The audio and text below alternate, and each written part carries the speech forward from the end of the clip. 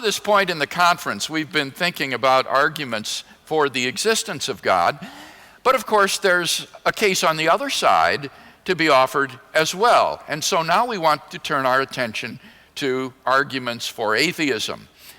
And certainly the problem of evil and suffering is the greatest obstacle to belief in the existence of God.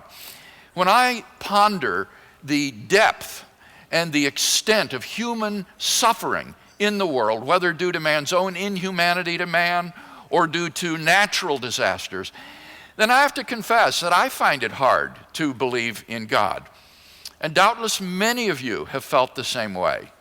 Maybe we should just all become atheists.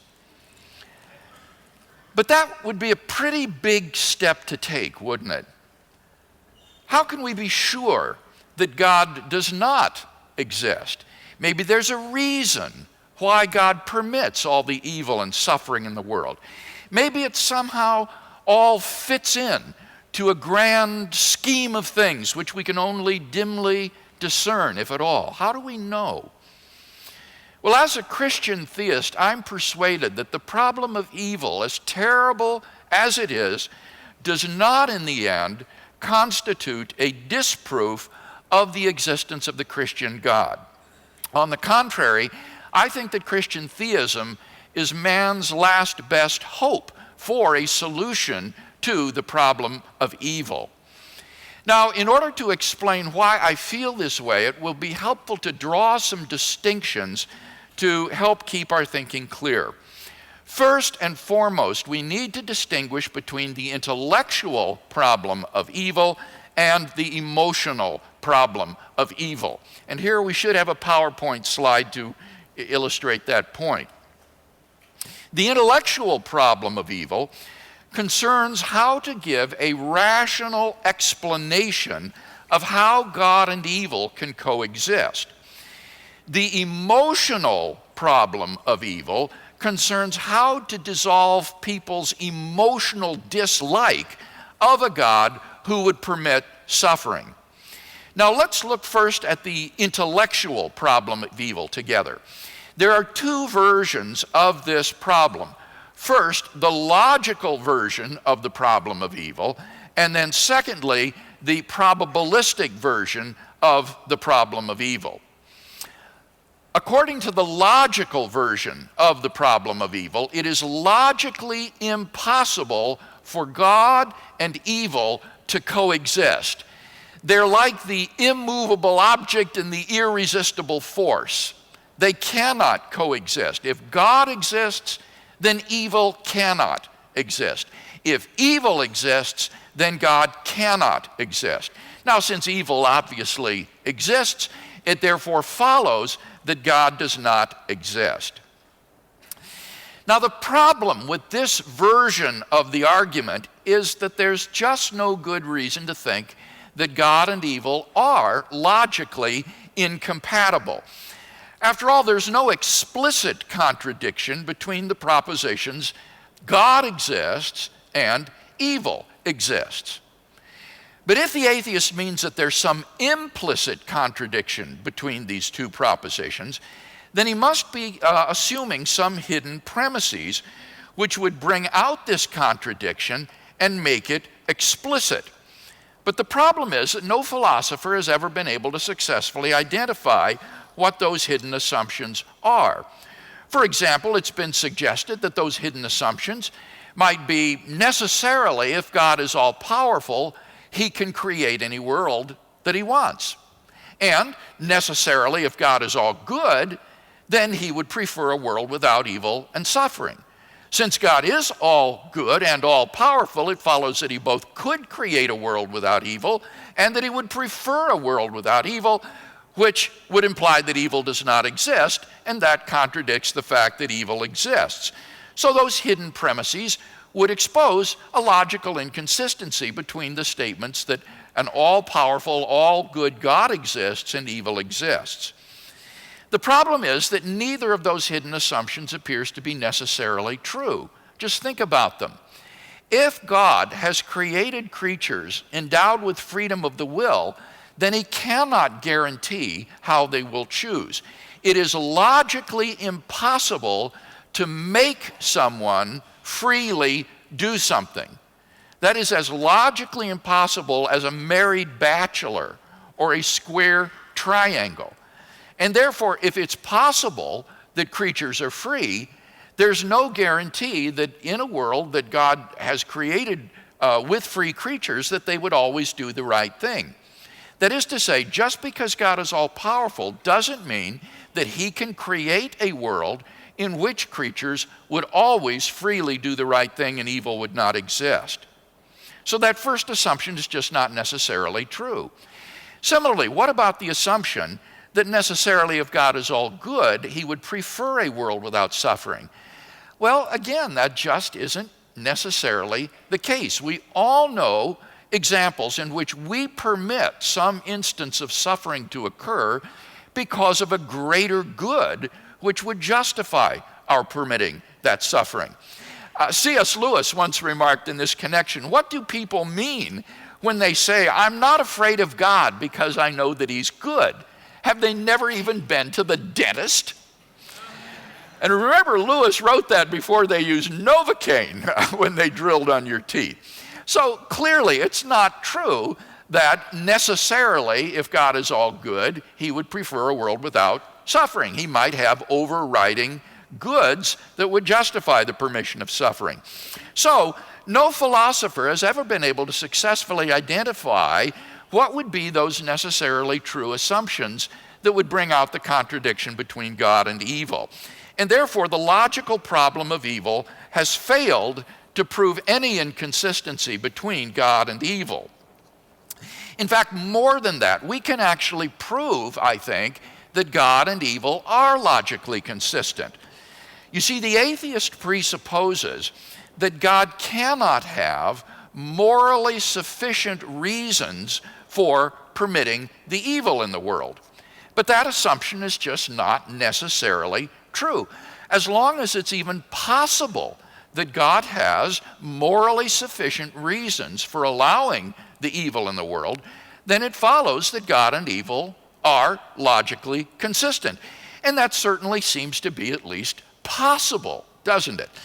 And therefore, I'm very pleased to be able to report this morning that it is widely agreed among philosophers today, both atheist and theist alike, that the logical version of the problem of evil has been dissolved. The coexistence of God and evil is at least logically possible. But we're not out of the woods yet, for now we confront the probabilistic problem of evil. According to this version of the problem, the coexistence of God and evil is logically possible, but nevertheless, it's highly improbable. The extent and the depth of evil and suffering in the world is such that it's improbable that God could have morally sufficient reasons for permitting it. And therefore, given the evil in the world, it is at least improbable that God exists. Now, this is a much more powerful argument because the conclusion is so much more modest. And therefore, I want to spend the bulk of our time together this morning looking at this version of the problem of evil. And in response to this version of the problem, I want to make three main points. First, we're not in a good position to say that it's improbable that God lacks morally sufficient reasons for permitting the suffering in the world. We're not in a good position to say with any kind of confidence that it's improbable that God lacks morally sufficient reasons for permitting the suffering in the world. You see, as finite persons, we are limited in time and space, in intelligence and insight, but the transcendent and sovereign God sees the end of history from the beginning and providentially orders history so that his purposes are ultimately achieved through the free decisions of human beings.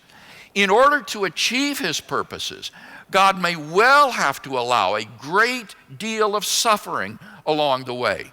Suffering which appears pointless to us within our limited frame of reference may be seen to have been justly permitted within God's wider frame of reference. Let me give two illustrations of this point, one from contemporary science and one from popular culture. First illustration. In so-called chaos theory, scientists have discovered that certain large-scale systems, such as the weather or insect populations, are highly sensitive to the tiniest disturbances. So that, for example, a butterfly fluttering its wings on a twig in the jungles of West Africa can set in motion forces that will eventually cause a hurricane over the Atlantic Ocean. And yet no one observing that little butterfly fluttering on the branch could even in principle predict such an outcome. We simply have no way of knowing how some alteration of a seemingly insignificant event can eventually radically alter the world. Second illustration. The movie Sliding Doors, starring Gwyneth Paltrow, tells the story of a young woman who is rushing down the stairs to the subway to catch a train. And as she nears the train, the movie splits into two different paths that her life might take. In the one life, the doors to the subway train slide shut just before she's able to board. In the other life, however, she makes it through the doors just before they close. And based upon this seemingly trivial, insignificant event, the two trajectories of her life take increasingly divergent paths as time goes on. In the one life, she becomes enormously successful, prosperous, happy. In the other life, she encounters misery, failure, defeat, and unhappiness. And all because of that split-second difference in getting through or being blocked by those sliding doors. Moreover, that difference is due to the fact of whether or not a little girl playing with her dolly on the stairway to the subway is snatched away by her father just in time to allow the woman to get down the stairs and board the train.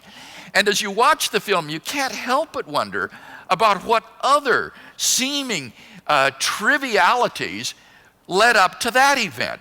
For example, whether the father and the daughter were delayed that morning because the little girl didn't like the breakfast cereal that her mother gave her that morning for breakfast, or whether the father was perhaps inattentive to his daughter that morning because his mind was distracted and preoccupied by something he had read in the morning newspaper, and so on and so forth. But the most interesting part of this movie is the film's ending. In the happy, successful life, the young woman is suddenly and unexpectedly killed in an accident. And that part of the film comes to an end. While in the other life, her life turns around, and it turns out that the life of hardship and failure and suffering are really the truly good life after all. Now, my point is obviously not that things always turn out for the best in this earthly life. Not at all. My point is much more modest. It is simply that given the dizzying complexity of life, we are in no position at all to judge that God probably has no good reason for allowing a specific instance of suffering to afflict our lives. You see, every event that occurs in history sends a ripple effect through history so that God's morally sufficient reasons for permitting it might not emerge until centuries from now, maybe even in another country.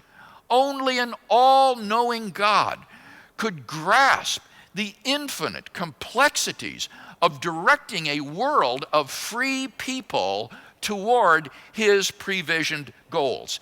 Just think of the innumerable, incalculable events that would have to be calculated in order to arrive at a single event in human history, say the Allied victory at D-Day. We have no idea of what suffering might be involved in order for God to achieve his intended purpose through the freely chosen actions of human persons. Nor should we expect to see God's reasons for permitting suffering. And therefore, it's hardly surprising that much of the suffering in the world appears pointless and unnecessary to us, because we're simply not in a position to make these kinds of judgments. We are overwhelmed by this sort of complexity. Now notice, this is not to appeal to mystery, to say God works in mysterious ways, his wonders to perform. No, this is rather to point to our inherent cognitive limitations, which make it impossible for us to say, when confronted with some instance of suffering, that God probably has no good reason for permitting this event to occur. And unbelievers themselves recognize this point in other contexts. For example, one of the decisive objections to utilitarianism, which is an ethical theory that says that you should always do whatever will bring about the greatest happiness to the greatest number of people. One of the decisive objections to utilitarianism is that we have no idea of the ultimate outcome of our actions. Some action that brings about a short-term good might lead to disaster in the long run. And something that looks horrible in the short term might turn out to be the greatest good for humanity. We just don't have a clue. We're not in a position to make those kinds of probability judgments. Now, some atheist philosophers have recently objected to this point by saying that if you say that the evil in the world fails to disprove the existence of a good God, then you've also got to say that the good in the world fails to disprove the existence of an evil God, which is absurd. My response to this objection is to agree that the two cases are precisely on a par. You can't disprove the existence of an evil God by pointing to all the goods in the world, since an evil God could permit the goods in the world for his own nefarious purposes, just as a good God can have reasons for permitting the evils in the world, so an evil God could have reasons for permitting the goods in the world. So neither of these arguments is any good. Keep in mind that the theist doesn't believe in God's goodness as a result of an inductive survey of the world's events, looking around at the world's events and saying, well, most of them are good, therefore God must be good. Rather, the theist believes in God's goodness on other grounds. Maybe he believes in God's goodness on the basis of the Bible. Or maybe he has an ontological argument for the existence of God as the greatest conceivable being and hence a morally perfect being. Maybe he has a moral argument for God's existence as the paradigm of objective moral values. Whatever reason the theist might have for accepting the goodness of God, the point remains that we are simply not in a position to say with any kind of confidence that God lacks morally sufficient reasons for permitting the evils that we observe in life.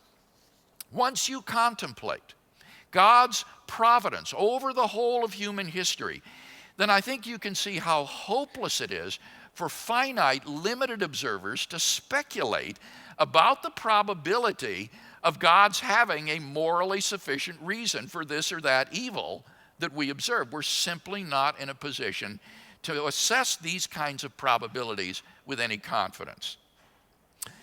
Secondly, and here I want to jump to point C on our PowerPoint outline and on your handout, point C, relative to the full scope of the evidence, God's existence is probable. Relative to the full scope of the evidence, God's existence is probable. The key point to understand here is that probabilities are always relative to background information. For example, suppose we're given the information that Joe is an OSU student and that 90% of OSU students enjoy eating at Lone Star Steakhouse. Now, relative to that information, that makes it highly probable that Joe enjoys eating at Lone Star Steakhouse. But now, suppose we're given the additional information that Joe is a vegetarian, and that 90% of the vegetarian students at OSU do not enjoy eating at Lone Star Steakhouse. Suddenly, the probabilities that Joe enjoys eating at that steakhouse are greatly diminished, indeed reversed. Relative to this new information, it is highly improbable that Joe enjoys eating at the Lone Star Steakhouse. So, to repeat the point, probabilities are relative to background information. So, when the atheist says to you that God's existence is improbable, you should immediately ask yourself, improbable relative to what? Relative to the evil and suffering in the world? Well, if that's all you consider for your background information, then it's hardly surprising that God's existence would look improbable relative to that alone. Though, as I've just argued in the first point, appearances can be deceiving. But that's not the really interesting question, is it? The really interesting question is God's existence probable relative to the full scope of the evidence? And I'm persuaded that when you consider the full scope of the evidence, then God's existence is quite probable, even given any improbability that evil might be thought to throw upon God's existence. Let me mention three pieces of evidence in this regard. Number one is the origin of the universe. The origin of the universe. Typically, atheists have said that the universe is just eternal and uncaused. But there are good reasons, both philosophically and scientifically, to doubt that the universe is beginningless. Philosophically, the idea of an infinite past is absurd. Just think about it for a minute. If the universe never began to exist, that means that the number of events in the past history of the universe is infinite. But mathematicians recognize that the existence of an actually infinite number of real things leads to self-contradictions. For example, what is infinity minus infinity?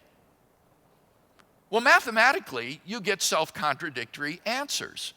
This shows that infinity is just an idea in your mind, a mathematical concept, not something that exists in reality. But that entails that since past events aren't just ideas in your mind, but are real, the number of past events must therefore be finite. Therefore, the series of past events can't go back and back and back forever. Rather, the universe must have begun to exist.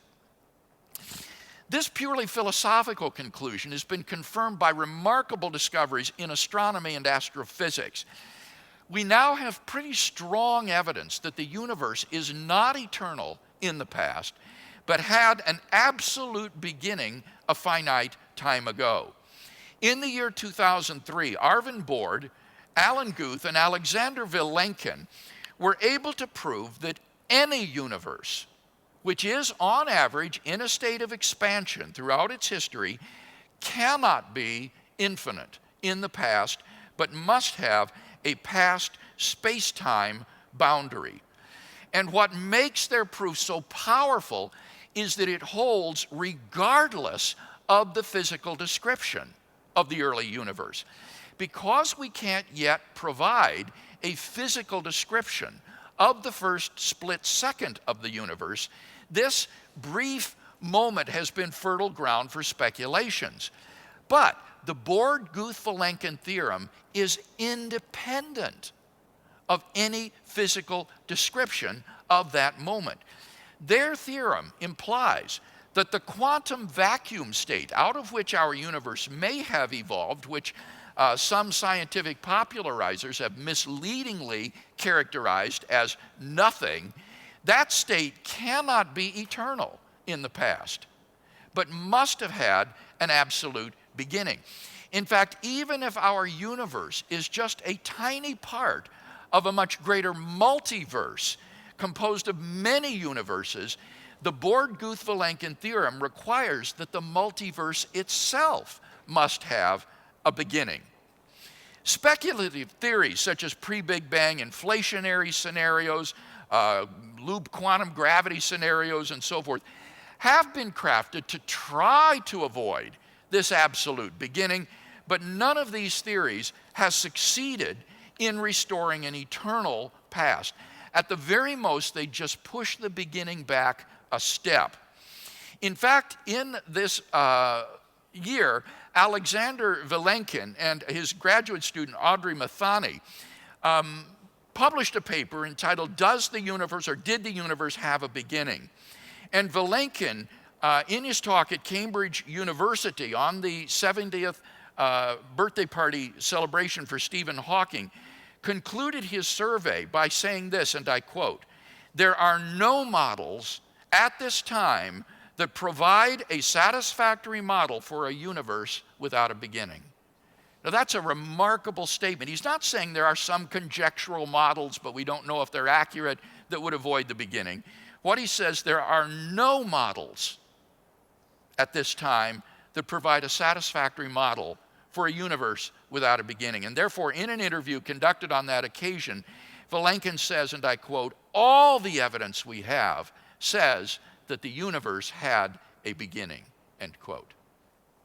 So in his book, Many Worlds in One, Vilenkin concludes in this way: "It is said that an argument is what convinces reasonable men, and a proof is what it takes to convince even an unreasonable man.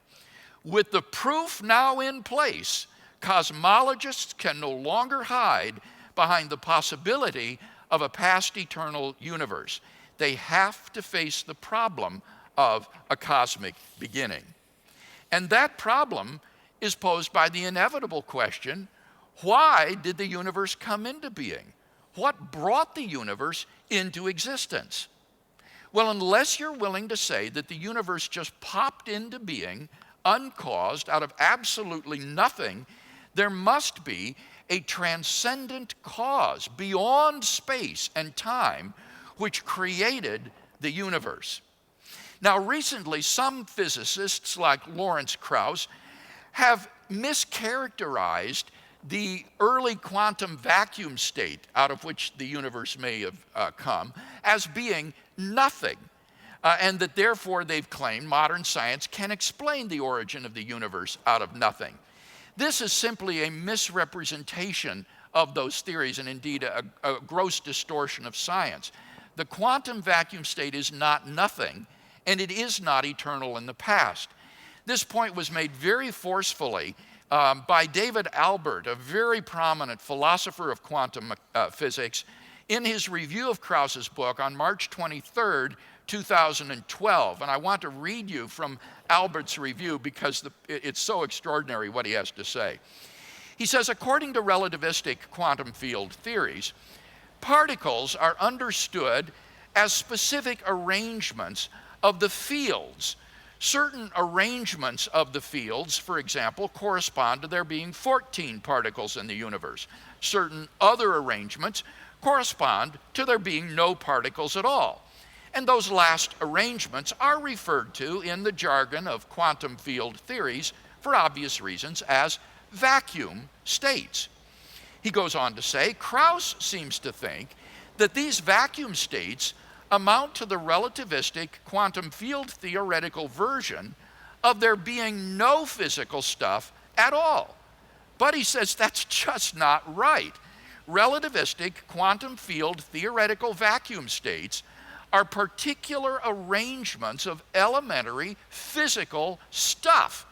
The fact that some arrangements of these fields happen to correspond to the existence of particles and some don't is not a whit more mysterious than the fact that some of the possible arrangements of my fingers happen to correspond to the existence of a fist, and some don't. And the fact that particles can pop in and out of existence over time as those fields rearrange themselves is not a whit more mysterious than the fact that fists can pop in and out of existence over time as my fingers rearrange themselves. And none of these poppings, he says, amounts to anything even remotely in the neighborhood of a creation from nothing. He concludes, Krauss is dead wrong, and his religious and philosophical critics are absolutely right. So we can formulate this reasoning in the form of a simple argument. Whatever begins to exist has a cause. The universe began to exist, therefore the universe has a cause. Or alternatively, the universe began to exist. Two, if the universe began to exist, then the universe has a transcendent cause from which it follows, therefore the universe has a transcendent cause. So the cause of the universe must be a being which exists beyond space and time. Now, what could that possibly be? Well, there are only two candidates that I know of that could fit that description. Either an abstract object, like a number or some other mathematical entity, or else an unembodied mind or consciousness. But you see, abstract objects don't stand in causal relations. That's part of what it means to be abstract. The number 7, for example, can't cause anything. It doesn't have any effects on anything. And therefore, it follows logically that the most plausible explanation of the universe is an unembodied mind or a personal creator of the universe. So this argument, I think, gives us very powerful reasons for believing in a transcendent, immaterial, beginningless, uncaused, personal, and enormously powerful creator of the universe. Second consideration is the fine-tuning of the universe for intelligent life. In recent decades, scientists have been stunned by the discovery that the initial conditions of the universe were fine-tuned for the existence of intelligent, interactive life with a precision and delicacy that literally defy human comprehension. And this fine-tuning is of two sorts. First, when the laws of nature are expressed as mathematical equations, you find appearing in them certain constants, like the gravitational constant. Now, these constants are not determined by the laws of nature. Second, in addition to these constants, there are certain initial conditions or arbitrary quantities which are simply put in on which the laws of nature then operate. For example, the amount of entropy in the early universe. Now, all of these constants and quantities fall into an extraordinarily narrow range of life-permitting values. Were these constants or quantities to be altered by less than a hair's breadth, the balance would be destroyed and life would not exist. We now know that life-prohibiting universes are incomprehensibly more probable than any life-permitting universe. Now, there are three possible explanations of this extraordinary fine-tuning of the universe: either physical necessity, chance, or design. Now, it can't be due to physical necessity because, as I said, the constants and the quantities are independent of the laws of nature.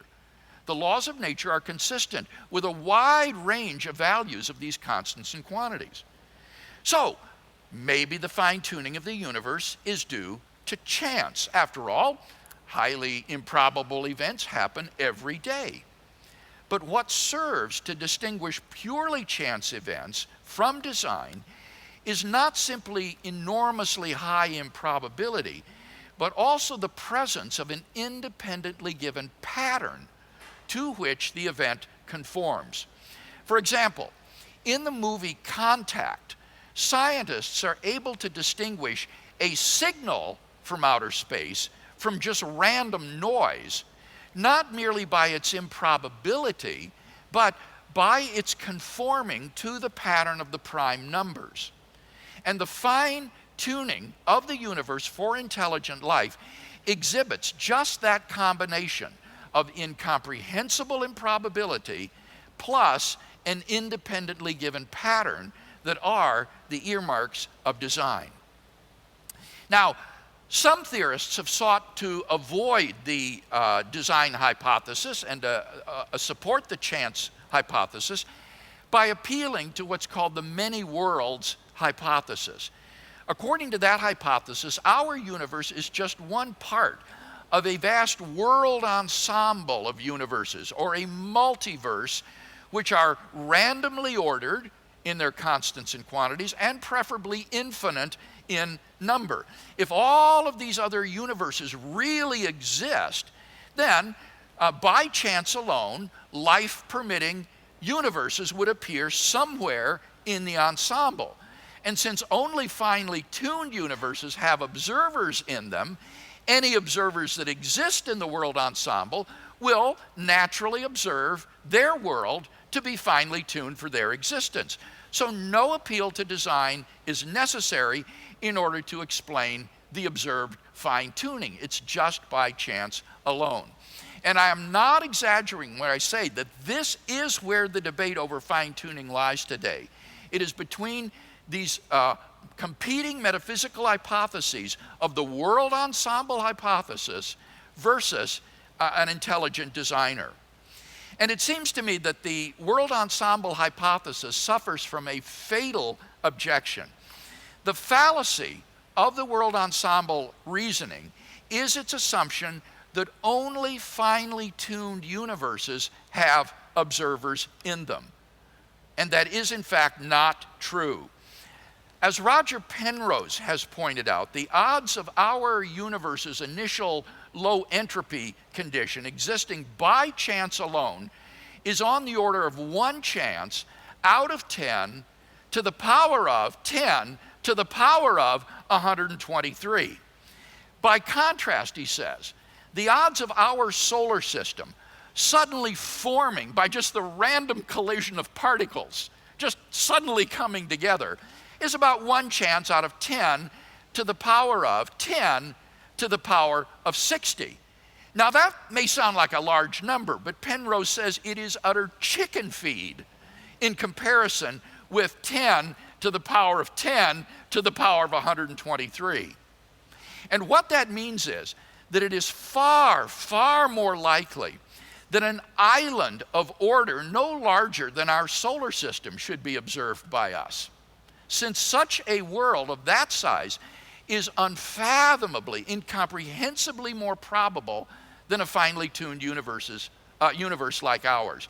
In fact, there are even smaller observable worlds which are yet more probable. Carried to its extreme, this has led to what some theorists have called the invasion of the Boltzmann brains. For the most probable observable universe is one which consists of a single brain which fluctuates into existence by a random fluctuation in the quantum vacuum and observes its universe. Such a universe is not fine-tuned for the existence of intelligent, interactive, embodied life, and yet it is an observable universe, a single Boltzmann brain. And so it's simply not true that finely tuned universes are the only observable universes. Quite the contrary. The most probable, by far observable universes will be Boltzmann brain universes. Partisans of the many worlds hypothesis would have to prove that these Boltzmann brain worlds do not represent a significant portion of the observable universes in the world ensemble, which is simply contrary to the standard measure of probability. So with the failure of the many worlds hypothesis, it seems to me that the last defense, the last ring of defense for the chance hypothesis falls away. And therefore, it follows that the fine-tuning of the universe is best explained by the existence of a cosmic designer. And as I've said, we can formulate this into a very simple, easily memorizable argument. One, the fine-tuning of the universe is due to either physical necessity, chance, or design. Two, it is not due to physical necessity or chance, from which it follows logically. Three, therefore, it is due to design. And thus, the fine-tuning of the universe implies the existence of a designer of the cosmos. Number three is objective moral values and duties in the world. Objective moral values and duties in the world.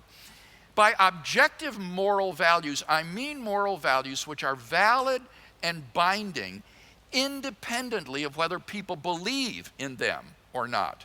And many theists and atheists alike agree that if God does not exist, then moral values and duties are not objective in that sense. For example, Steven Pinker of Harvard University wrote in 2008, and I quote, "The scientific outlook has taught us that some parts of our subjective experience are products of our biological makeup, and so have no objective counterpart in the world. The tastiness of fruit, the scariness of heights, the prettiness of flowers are features of our common nervous system. And if our species had evolved in a different ecosystem, our reactions could go the other way. Now," he says, "if the distinction between right and wrong is also a product of brain wiring, why should we believe it is any more real? And if it is just a collective hallucination, how could we argue that evils like genocide and slavery are wrong for everyone rather than just distasteful for me?" Pinker has no answer to this question, and so he opts for a non-objective account of morality, which basically amounts to the injunction, if you scratch my back, I'll scratch yours, and so we'll get along well together in society. Michael Ruse, who is an agnostic philosopher of science, I think draws the conclusion. Ruse says morality is a biological adaptation no less than our hands and feet and teeth. Considered as a rationally justifiable set of claims about an objective something, ethics is illusory. Morality is just an aid to survival and reproduction, and any deeper meaning is illusory, end quote. So on a naturalistic worldview, moral values and duties are just the byproducts of evolutionary conditioning and social conditioning. Just as a troop of baboons will exhibit cooperative and even self-sacrificial behavior because natural selection has determined it to be advantageous in the struggle for survival, so their primate cousins, Homo sapiens, exhibit similar behavior for exactly the same reason. As a result of socio-biological pressures, there has evolved among Homo sapiens a sort of herd morality, which functions well in the perpetuation of our species. But on the atheistic view, there doesn't seem to be anything that makes this morality objectively binding and true. But the problem is that objective moral values and duties plausibly do exist. In moral experience, we apprehend a realm of objective moral values and duties which impose themselves upon us. There's no more reason to deny the objective reality of the moral realm than the objective reality of the physical world. Actions like rape, cruelty, child abuse aren't just socially unacceptable behavior. They're moral abominations. Michael Ruse himself admits, and I quote, "The man who says it is morally acceptable to rape little children is just as mistaken as the man who says 2 + 2 = 5. Notice here that Ruse equates the necessity of certain moral truths with mathematical truths, necessary truths. Some things, at least, are really wrong. Thus, I think evil, paradoxically, actually serves to establish the existence of God. For if objective moral values cannot exist without God, and objective moral values do exist, as is evident from the reality of evil, then it follows inescapably that God exists. Thus, although on a superficial level, evil seems to call into question God's existence, on a more fundamental level, it actually demonstrates God's existence, because in the absence of God, good and evil, as such, would not exist. So we could formulate a moral argument along these lines. Number one, if God did not exist, objective moral values and duties would not exist. Two, evil exists. That's the premise furnished by the atheist. Three, therefore, objective moral values and duties exist. Some things are really evil. Four, therefore, God exists. Now, this is only part of the evidence that God exists. The prominent philosopher Alvin Plantinga has defended 24 or so arguments for God's existence. And I believe that the cumulative force of these arguments makes it very probable that God exists, even given any improbability that evil might be thought to throw upon God's existence. Finally, I want to return now to the second point that I skipped, which is the fact that the Christian faith entails doctrines that increase the probability of the coexistence of God and evil. The Christian faith entails doctrines that increase the probability of the coexistence of God and evil. In so doing, these doctrines decrease any improbability that evil might be thought to throw upon the existence of God. Given the existence of the Christian God, it's not really all that surprising that we would find a world suffused with natural and moral evil. Well, what are some of these doctrines? Let me mention 4 of them. First, the chief purpose of life is not happiness, but the knowledge of God. One of the reasons that the problem of evil seems so intractable, I think, is that we naturally tend to believe that if God exists, then his goal for human life is happiness in this world. God's role is to provide a comfortable environment for his human pets. But on the Christian view, this is false. We are not God's pets. And man's end is not happiness in this life, but rather the knowledge of God, which in the end will bring true and everlasting human fulfillment. Many evils occur in life which may be utterly pointless with respect to the goal of producing human happiness, but they may not be pointless with respect to producing a deeper knowledge of God. Innocent human suffering provides an occasion for deeper dependency and trust in God, either on the part of the sufferer himself or on the part of those around him. Now, whether God's purpose is achieved through what we suffer all depends on our response. Do we respond with anger and bitterness and hatred toward God, or do we turn to him in faith for strength and power to endure? Second, mankind is in a state of rebellion against God and his purpose. Rather than submit to and worship God, people rebel against God and go their own way, and so find themselves alienated from God, morally guilty before him, and groping in spiritual darkness, pursuing false gods of their own making. The terrible human evils in this world are simply testimony to man's depravity in this state of moral and spiritual alienation from God. And so the Christian isn't surprised at the terrible human evil in the world. On the contrary, he expects it. The Bible says that God has given mankind over to the sin it has chosen. He does not interfere to stop it.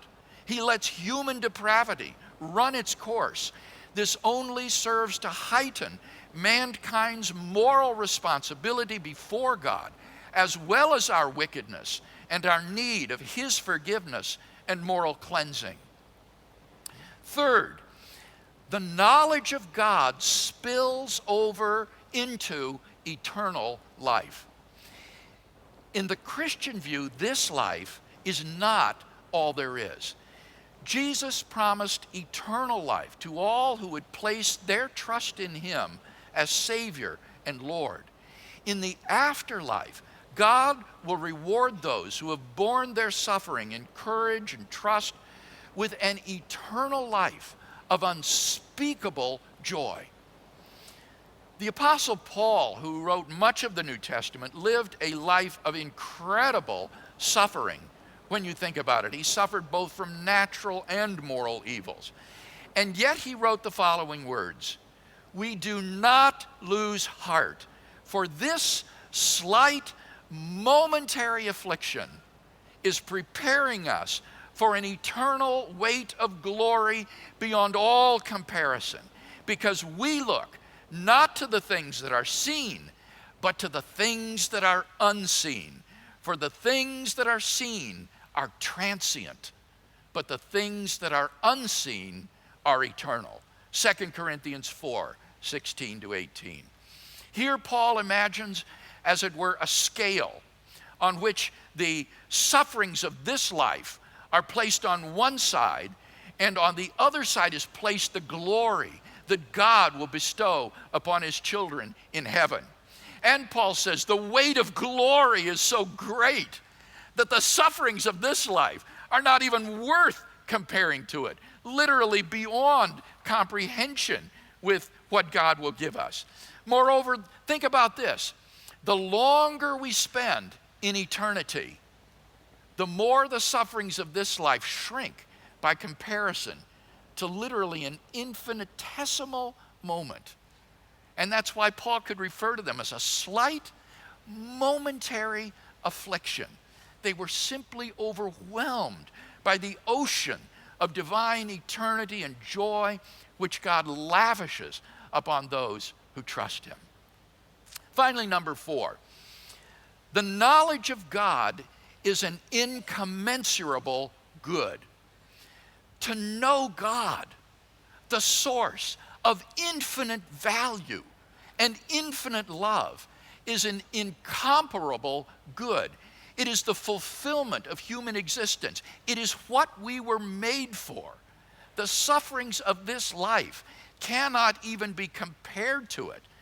And thus, the person who knows God, no matter what he suffers, no matter how awful his pain, can still truly say, God is good to me, just in virtue of the fact that he knows God, an incommensurable good.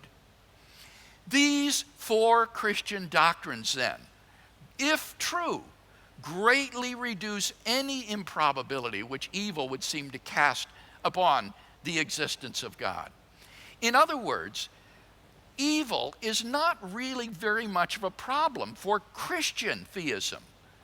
Evil is much more probable given Christian theism than some bare-bone generic monotheism. The atheist would have to refute all of these Christian doctrines in order to show that evil is improbable on Christian theism, and that's a quite different and independent project. So, in summary then, if my 3 theses are correct, then evil does not render improbable the existence of the Christian God. On the contrary, I believe that when you consider the full scope of the evidence, then God's existence is quite probable. And therefore, I think the intellectual problem of evil has failed to overthrow God's existence. But that then takes us on to the emotional problem of evil. And in fact, I personally think that most people who reject God because of the evil and suffering in the world don't really do so for intellectual reasons. They have never thought about this problem in any depth.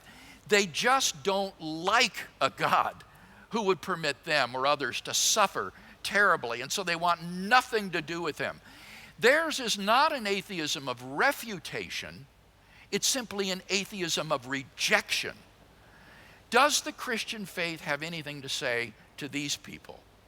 Well, it certainly does.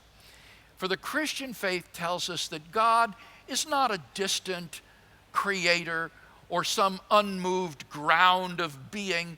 Rather, he is a loving heavenly Father who shares our sufferings and who hurts along with us. Alvin Plantinga has written the following: as the Christian sees things, God does not stand idly by, coolly observing the suffering of his creatures. He enters into and shares our suffering. He endures the anguish of seeing his Son, the second person of the Trinity, consigned to the bitterly cruel and shameful death of the cross. Christ was prepared to endure the agonies of hell itself in order to overcome sin and death and the evils that afflict our world, and to confer on us a life more glorious than we can imagine. He was prepared to suffer on our behalf, to accept suffering of which we can form no comprehension. End quote. You see, Jesus on the cross endured a suffering which is literally beyond human comprehension. For he bore the punishment for the sin of the whole world. None of us can comprehend that suffering, even though he was innocent. If anyone could complain of innocent suffering, it was Jesus of Nazareth. And yet, even though he was innocent, he voluntarily took upon himself the punishment that we deserved. And why? Because he loves you so much. How can we reject him who was willing to give up everything for our sake? When we comprehend his sacrifice and his love for us, then I think this puts the problem of evil in an entirely different perspective. For now we see that the true problem of evil is really the problem of our evil, filled with sin and morally guilty before God. The question we face is not how God can justify himself to us. The question is how we can be justified before him. So paradoxically, even though the problem of evil is the greatest obstacle to the belief in the existence of God, at the end of the day, I believe that God is the only answer to the problem of evil. If God does not exist, then we are locked without hope in a world filled with gratuitous and unredeemed suffering. God is the final answer to the problem of evil, for he redeems us from evil and takes us into the everlasting joy of an incommensurable good, fellowship with himself. Thank you, and I'll take your questions.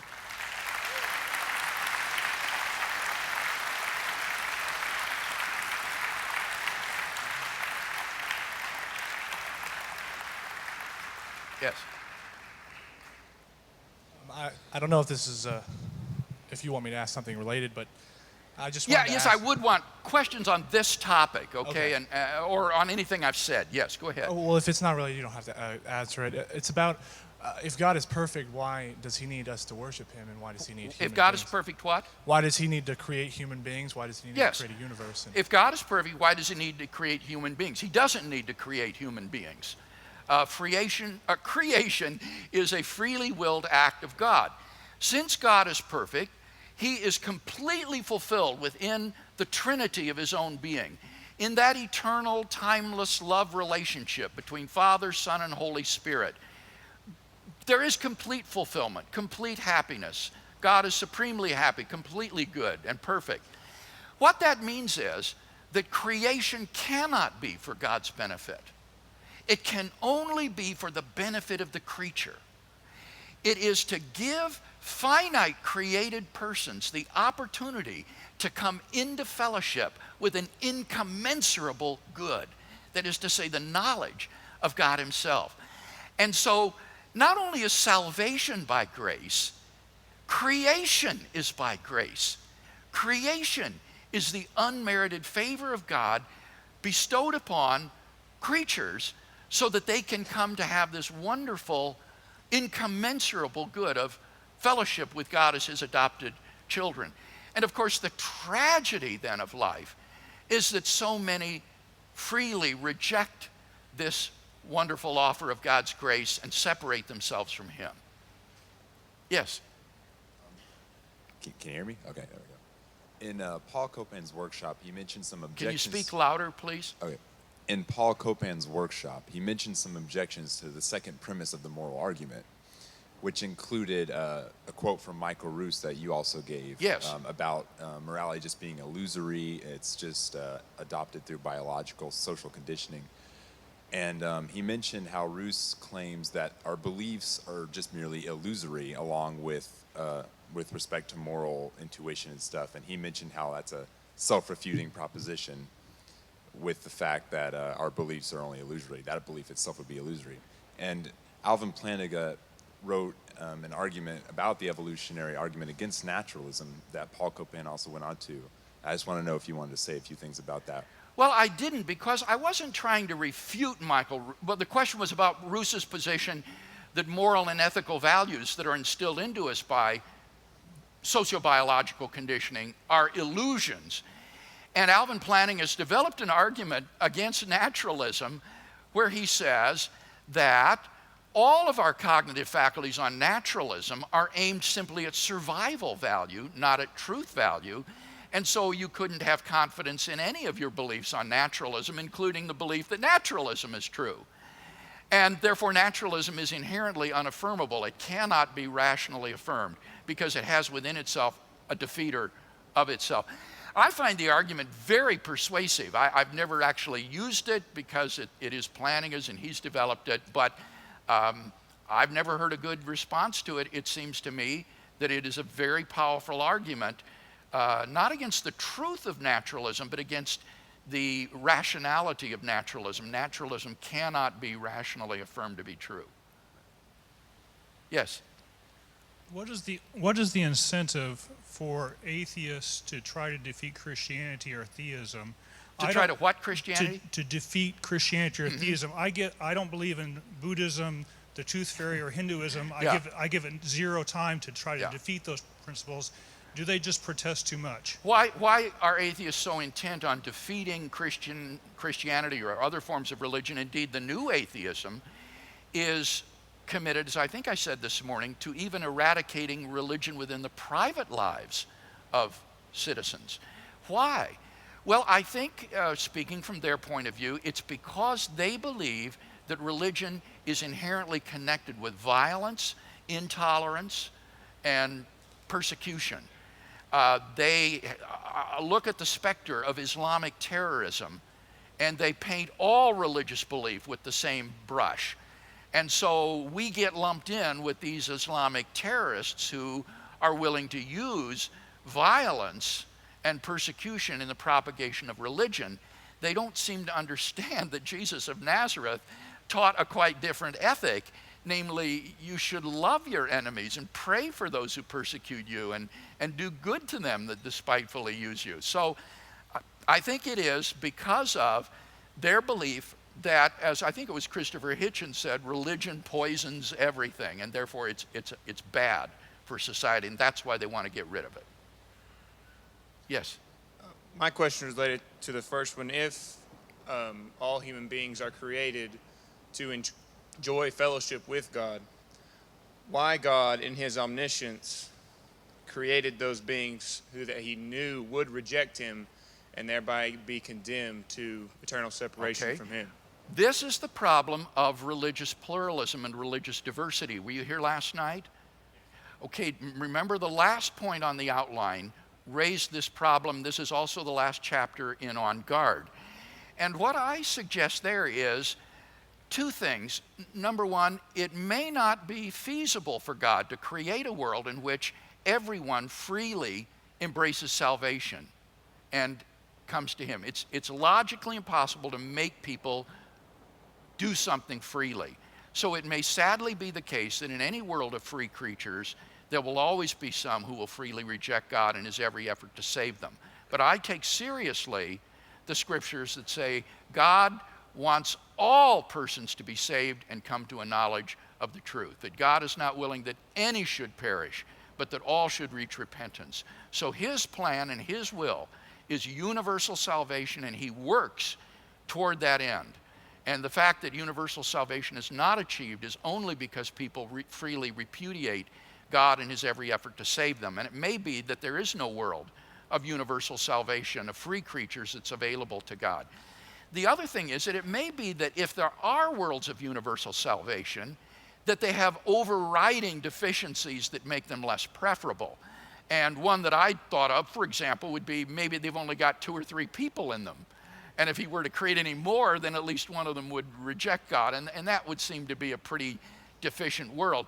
It seems to me that so long as God gives sufficient grace for salvation to every person he creates, that those who would freely repudiate God and his grace shouldn't be allowed to have some kind of veto power over which worlds God is free to create. Why should the blessedness and the eternal happiness of those who would freely respond to God and his grace be prevented by those obdurate people who would freely reject God and his every effort to save them? It seems to me that God is no less loving for preferring a world in which some people are lost despite God's every effort to save them. They have no one to blame but themselves. What about the argument that it seems like God is actually maybe commands evil in the Old Testament, like in telling the Israelites to go in and kill this culture or this people group and to clean out the promised land and things like that? I don't think that that's relevant to the argument that I've given today. How would you see it where would it be relevant? I guess just that the problem of evil, that God is actually, we say that God is all loving or completely good, but in the Old Testament maybe, and this is not, like you said, I'm not actually espousing this argument, just I've had it posed to me a number of times that he actually commands what we would consider evil to happen to. Yeah. I just can't see, if you really think hard about this, I just can't see that that's relevant to any premise of any argument that I gave in this talk. What that is, let's imagine a worst case scenario, okay, that God couldn't have issued such commands because they would be inconsistent with an all perfect and all good being. What that really is just an attack on the historical credibility of the Old Testament is all. That's all that really is. It's an argument to say these ancient Hebrew narratives can't be right. They're either legends about the founding of the nation of Israel that never really happened, or else if these events did happen, the Israeli armies in a fit of nationalism thought God is on our side and began to do things that they thought God had commanded them to do that he really hadn't. So even if at the very worst, this is really nothing more than just an argument against biblical inerrancy, and as such really isn't germane to the question of the existence of God, resurrection of Jesus, or any of those things. And I think unbelievers who press this argument simply are using an emotional ploy here that is really strictly irrelevant. This would be an argument that would need to be discussed when we do doctrine of inspiration and doctrine of biblical inerrancy. Do these narratives force us to say that these narratives are inaccurate because of the inaccurate portrayal they give of a perfectly good and omnibenevolent being?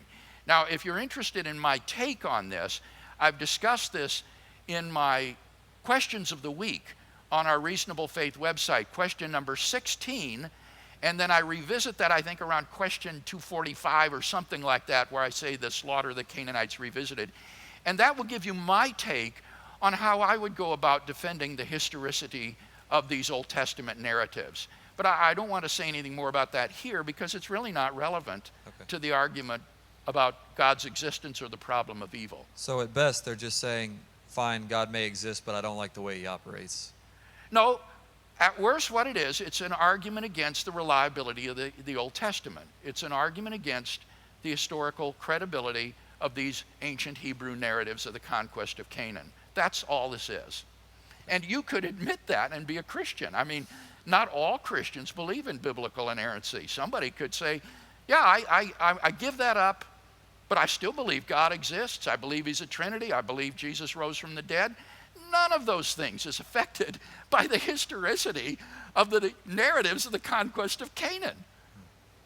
Okay. Now, I don't take that position, but take a look at my question of the week for my take on this question. Yes? For the atheist to say that it's improbable God has morally sufficient reasons. You're going to have to not mumble. Speak up. Sorry.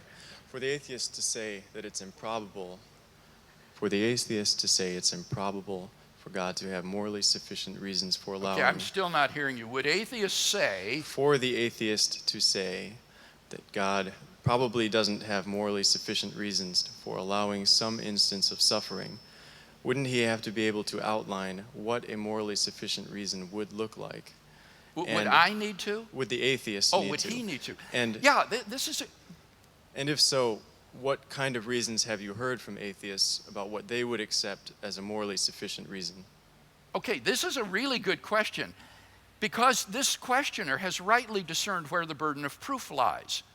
So often Christians mistakenly shoulder the burden of proof and think they've got to prove what God's morally sufficient reason is for permitting the evil and suffering in the world, whereas he points out it's the atheist who is making the claim that the evil and suffering in the world disproves the existence of God. It's the atheist who says it's improbable that God could have morally sufficient reasons for permitting the evil and suffering in the world. So it's the atheist who would need to show that there's no conceivable or no likely set of explanations as to why God permits the evil and suffering in the world. And I think you can see how enormously ambitious that is. How could he possibly survey the field of all the options that God might have for allowing this or that evil to occur? How could the atheist show that? Now, what might be, some of the reasons? Well, often atheists will talk about things like, could the evils in the world be permitted to bring about greater goods? Like you go to the dentist and experience pain because of the greater good of not having your teeth ache and fall out and rot. So that suffering is warranted. Or in the Allied landing on the beaches of Normandy, the commanders had to send soldiers at the Pointe du Hoc right into the teeth of those German machine gun nests, knowing that many of those soldiers would be just shot down before those machine guns could be taken out. But for the sake of the success of the invasion, they had to do it. They had to give those men up and allow them to be killed in order for the invasion to take place. And so atheists have said, well, there aren't any comparable reasons like that God could have for permitting the evil and suffering in the world. And I think that that's mistaken. I can think of good reasons why God might allow evil and suffering in many cases. And there isn't any one reason. I think there are multifarious reasons. And as I say, it may be so complex that we just have no inkling of why, for example, God allowed your daughter to die of leukemia or something like that. We may have no conception of the ripple effect that sends through history and why God allowed that. And the atheist would have to show that there can't be one, which nobody's in a position to say that. Yes? Earlier, when you were talking about the moral argument, you mentioned the definition of objective, and included in that you said that objective is mind independent.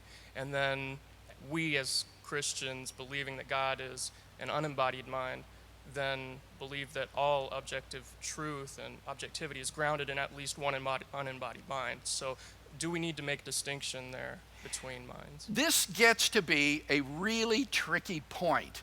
I think we all have an intuitive grasp of the difference between things that are mind dependent and things that are objective and actually exist without our minds. For example, a rainbow doesn't really exist out there. It's a visual perception that one has because of the way the water molecules reflect the light. A rainbow is not a mind-independent object.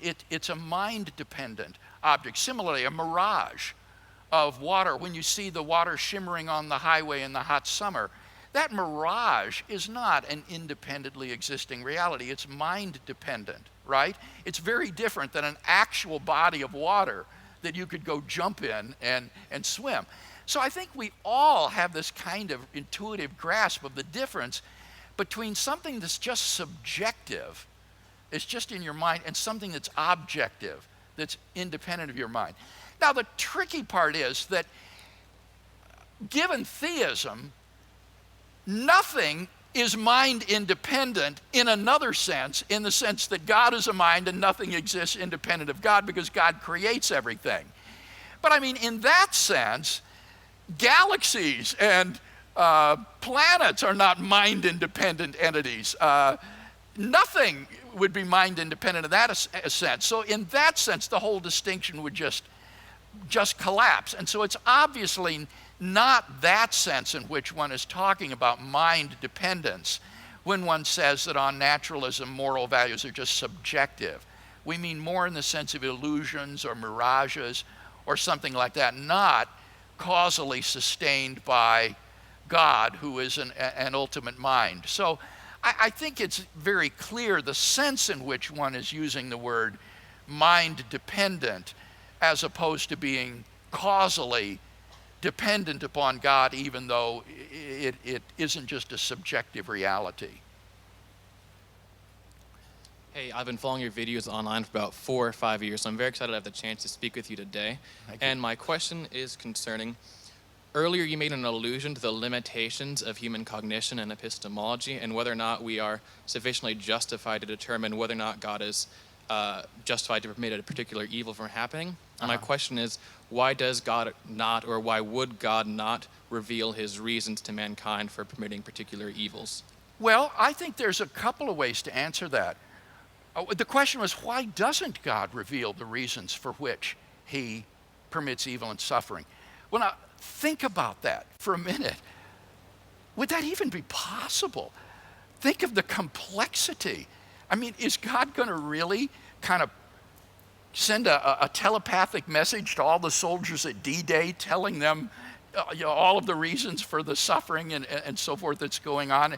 Some of the complexity would be so impossible that we couldn't even understand it. We couldn't grasp it if he were to do that. It would also turn the universe into a sort of haunted house where every time you stubbed your toe, you got this telepathic message from God, that this is why this is happening. I think that's just, it's crazy when you think about it. Moreover, think about, here's another thing. It might be self-defeating if God did this. Suppose God told you, well, the reason I'm going to allow your daughter to be killed in an automobile accident, or the reason she was killed, is because I want to bring you and your wife closer together in your marriage through sharing this common grief, and therefore you'll be greatly used by me. And you might be so angry with God for doing that you would divorce your wife and thereby frustrate his purposes. Do you see what I mean?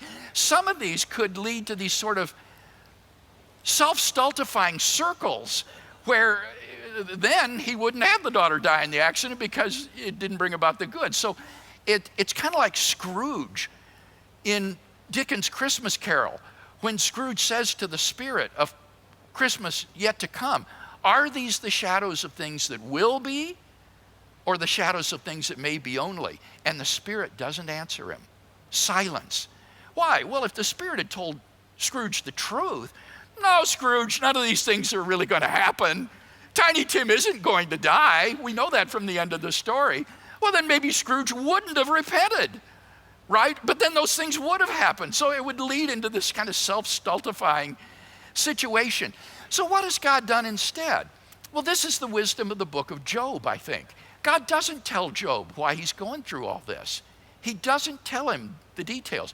What he does show him is that you can trust me as you go through these things.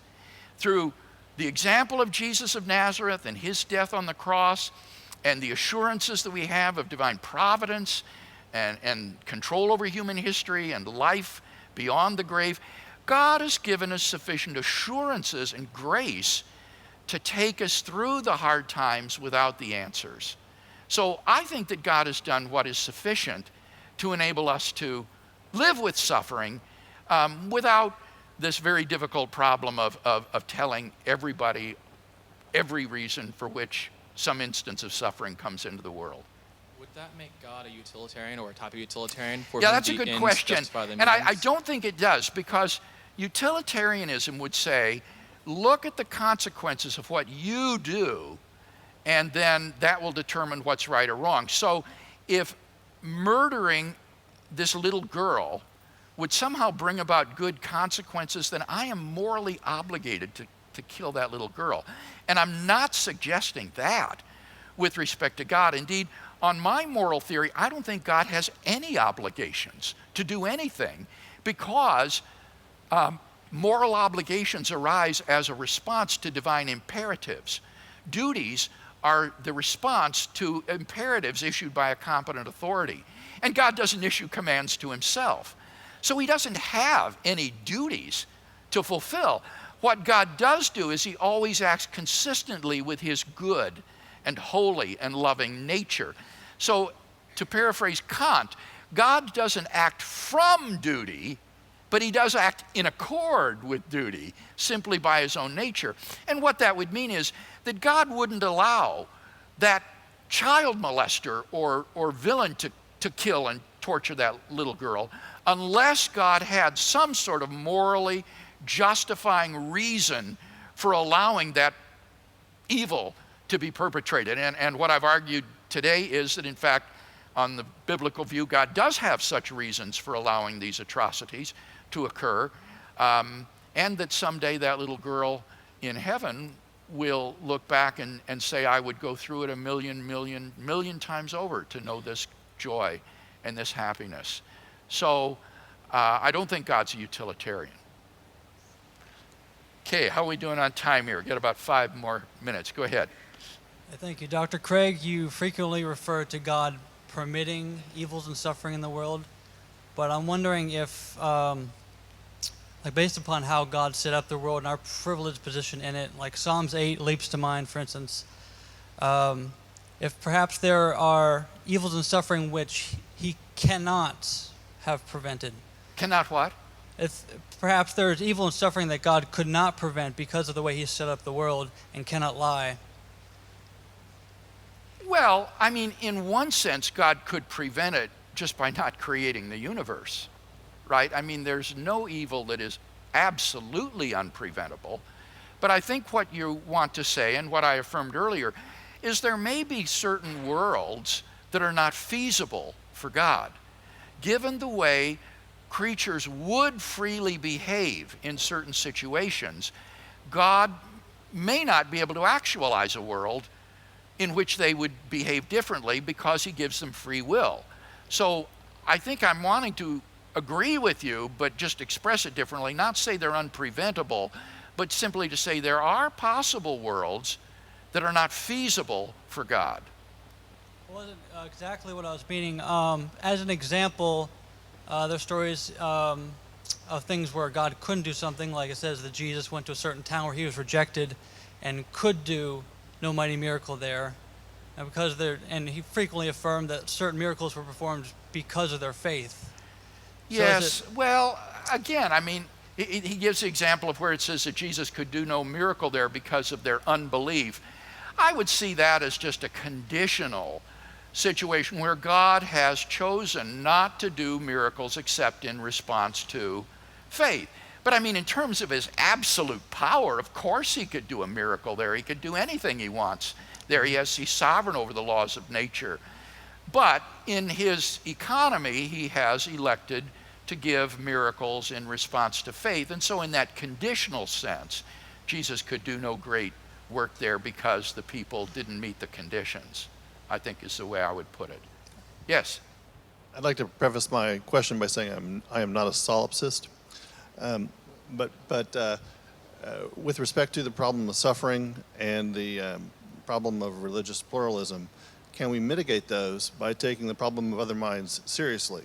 By taking what seriously? The problem of other minds seriously. I've heard you say no one says that you're irrational because you believe in the existence of other minds. But is it possible that some of the people suffering or some of the people who are in other religions are philosophical pea zombies? Are philosophical what? Pea zombies. David Chalmers' zombies. Oh, zombies.